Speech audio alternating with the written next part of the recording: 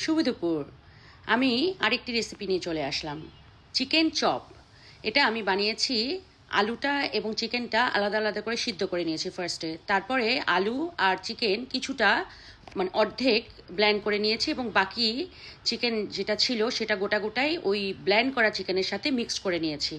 তারপরে ওইটার মধ্যে দিয়েছি পেঁয়াজ, আদা, রসুন, গরম মশলা, শুকনা মরিচ, লবণ, সব কিছু দিয়ে শুধুমাত্র ধনিয়া আমি ইউজ করিনি, গোলমরিচের গুঁড়াও দিয়েছি।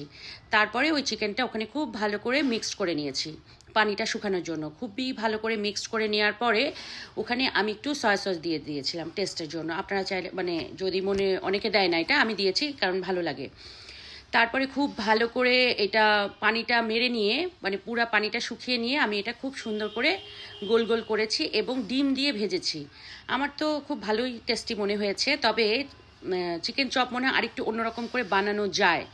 অন্যদের চিকেন চপটা আমি খেয়েছি একটু অন্যরকম, আমারটা একটু অন্যরকম হয়েছে। এর থেকে বেটার কিভাবে বানানো যায় আপনাদের জানা থাকলে অবশ্যই আপনারা আমাকে কমেন্টের মাধ্যমে জানাবেন।